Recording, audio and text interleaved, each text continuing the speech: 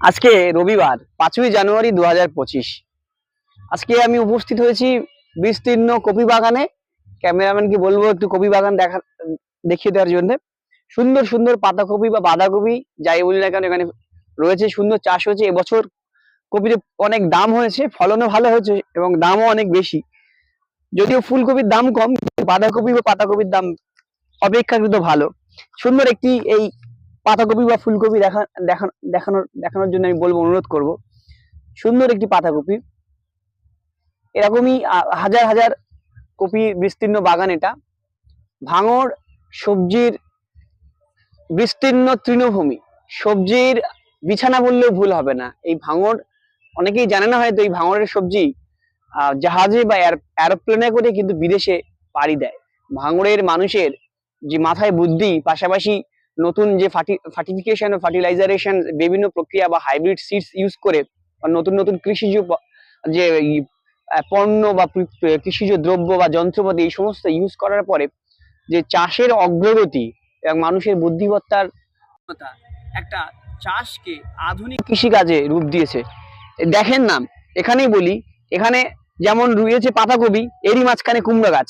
Camera পার্সনকে আমার যে কুমড়ো গাছ দেখিয়ে দেওয়ার জন্য যে বুদ্ধিমত্তা, শুধু এক জায়গায় না, এই বিস্তীর্ণই, মানে এখানে অনেক কুমড়ো গাছ আছে।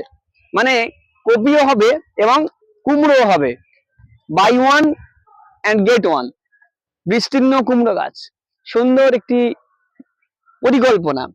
একই শস্যে একই টাইমের মধ্যে একই সারে একই কীটনাশকে দুই রকম চাষ করে যায়। অনেকে আবার এরই মাঝখানে লঙ্কা গাছ দিয়ে দেয়, সেক্ষেত্রে 3 রকম চাষ হয়ে যায়। কেউ কেউ বা দিয়ে দেয় বিট গাছ, সেক্ষেত্রে 4 রকম চাষ হয়ে যায়। খুব সুন্দর একটি বাগান।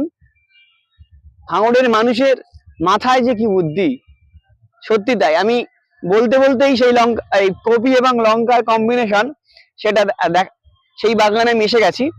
দেখানোর কথা বলবো একটু। এটাও একটা কপি বাগান, কপি কাটা অলরেডি চলছে, দাম খুব ভালো। কিন্তু এরই মাঝখানে আবার লঙ্কা গাছ রয়েছে, হাইব্রিড লঙ্কা, সুন্দর লঙ্কা গাছ।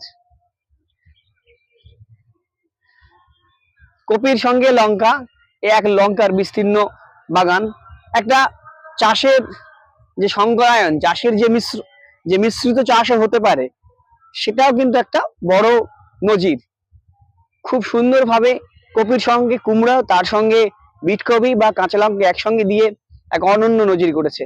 ভাঙড় থেকে আপনারা দেখছেন আমার এই কৃষি সম্পর্কিত প্রতিবেদন। যদি ভালো লাগে তাহলে অবশ্যই লাইক করবেন, আপনার মতামত কমেন্ট বক্সে জানাবেন। ধন্যবাদ।